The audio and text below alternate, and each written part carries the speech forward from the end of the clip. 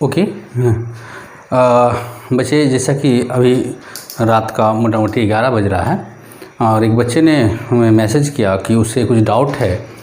एक आज का जो टॉपिक था वो टॉपिक था एंटोमोफिली, जिसमें हमको एडाप्टेशन देखना था एक फ्लावर का कि क्या उसमें एडाप्टेशन होना चाहिए जो प्रीफर करेगा इंसेक्ट पॉलिनेशंस को।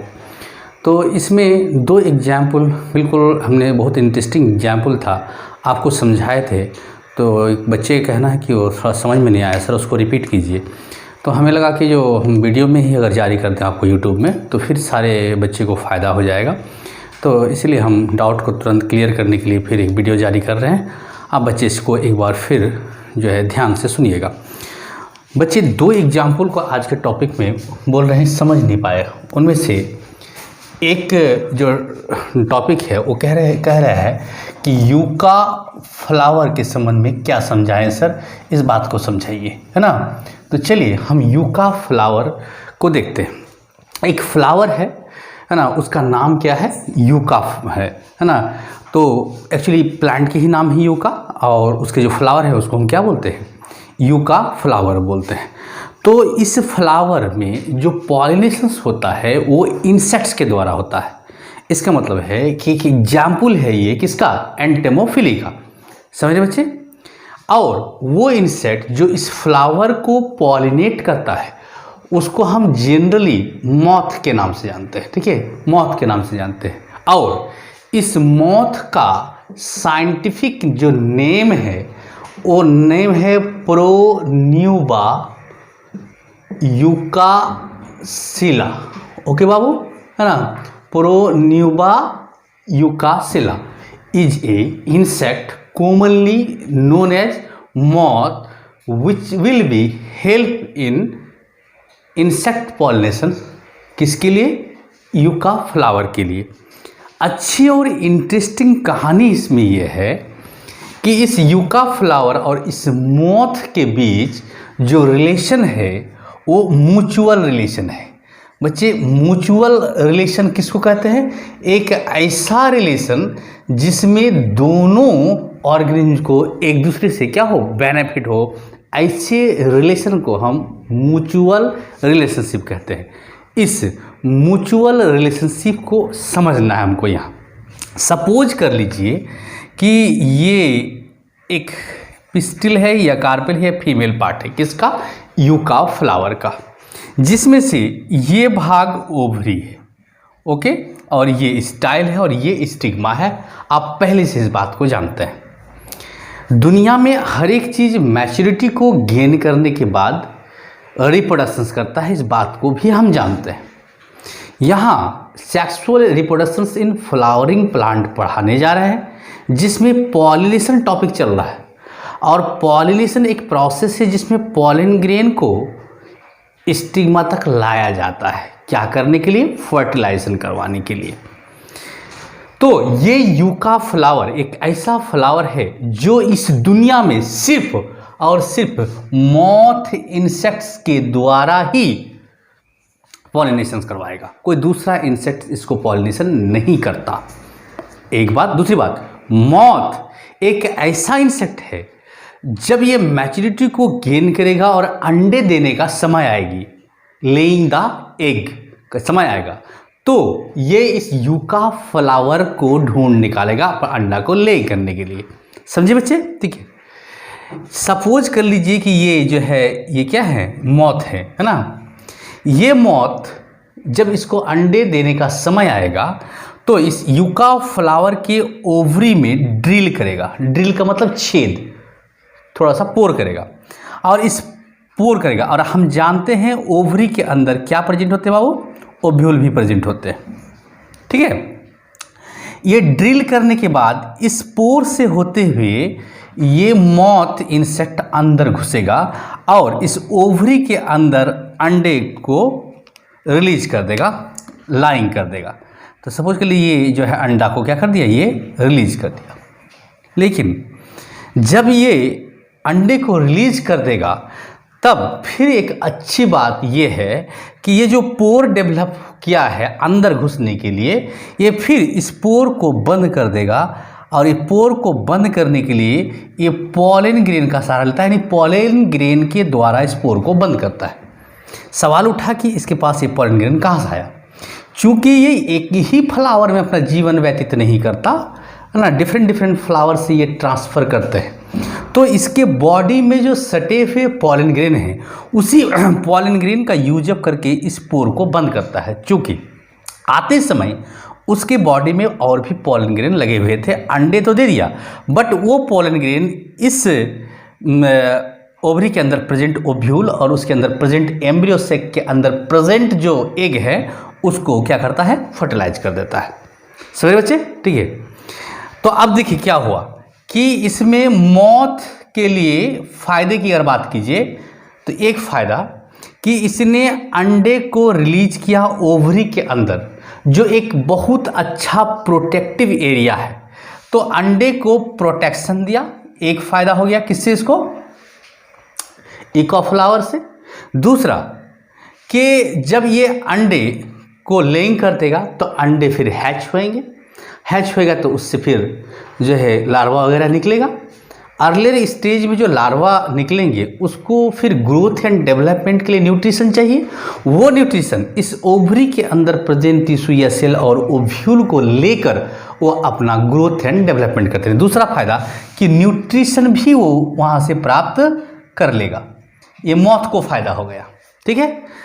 अब इस फ्लावर को क्या फ़ायदा हुआ, इसके अंडे का इस हैचिंग करने के लिए ये अंदर आना जो है क्या कर रहा है, ये अंदर जो आया है ये पॉलन ग्रेन को साथ में लाया है, और ये पॉलन ग्रेन इसमें उपस्थित एग को फर्टिलाइजेशन में मदद कर दिया, फर्टिलाइजेशन करवा दिया, ठीक है ना।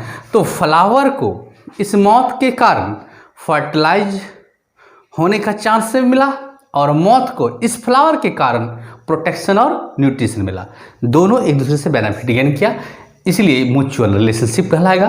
और इस यूका फ्लावर का ये कहानी है, समझ की बात। दूसरा बच्चा फिर जो है एक और क्वेश्चंस किया है कि सर ये जो है आपका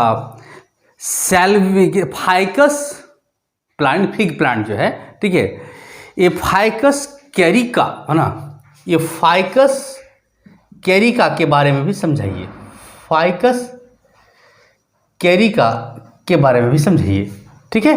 तो चलिए हम फाइकस कैरिका के बारे में आपको समझाते हैं।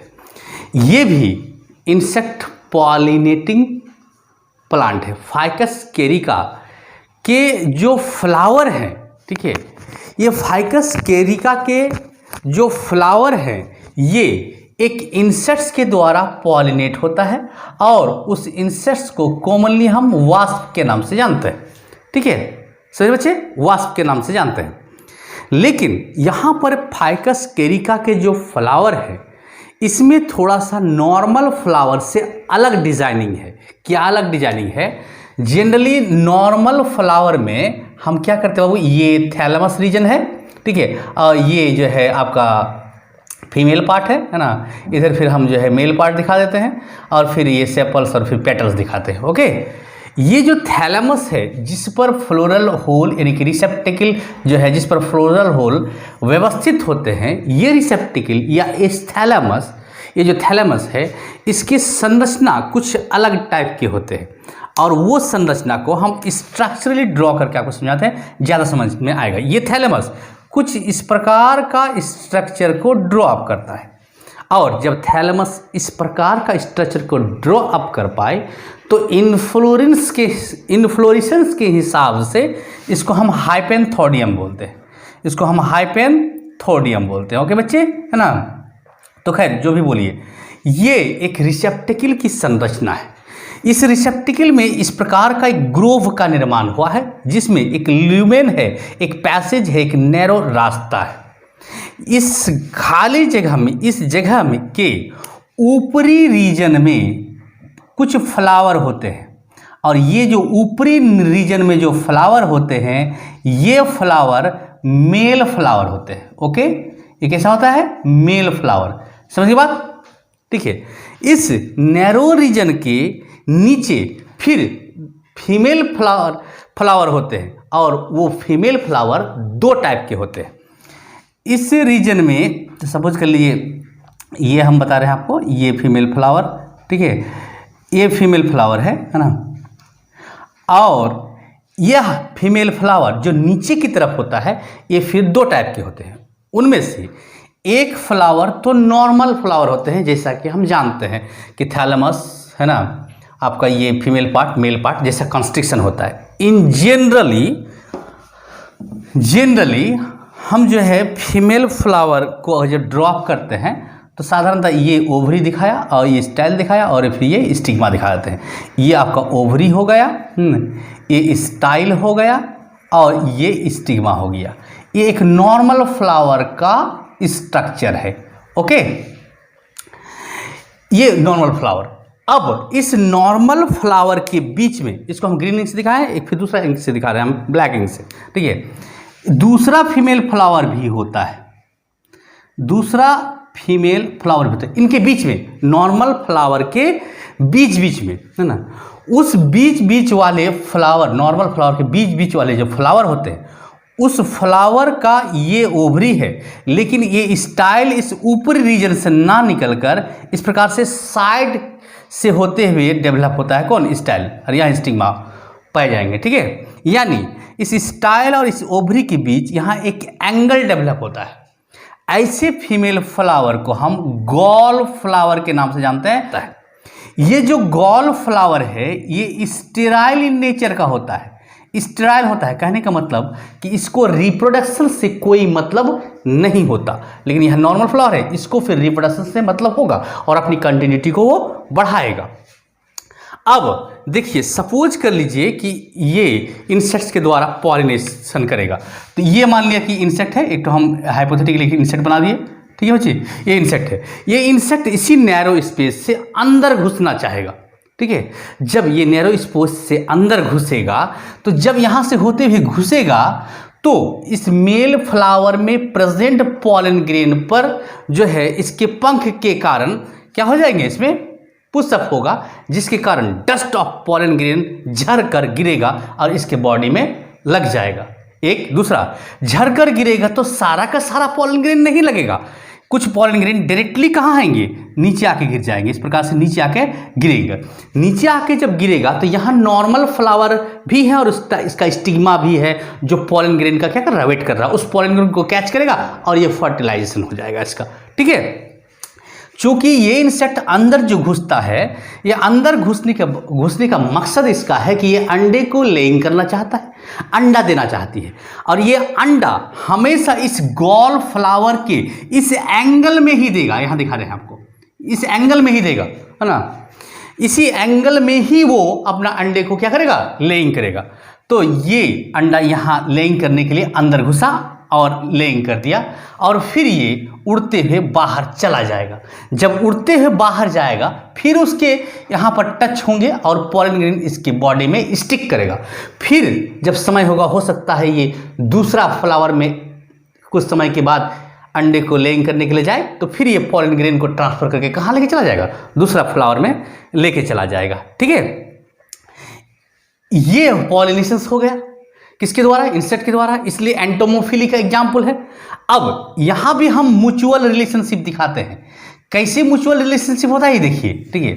चूंकि इस वास्प को अंडे देने के लिए एक प्रोटेक्टिव एरिया चाहिए, गॉल फ्लावर के ये एंगल चाहिए, यहां पर ये अंडे दे के चला गया, प्रोटेक्शन के दृष्टिकोण से प्रोटेक्शन मिल गया। दूसरा कि ये अंडा कुछ दिन के बाद हैचिंग करेगा और फिर लार्वा निकलेगा, उसको ग्रोथ एंड डेवलपमेंट के न्यूट्रिशन चाहिए।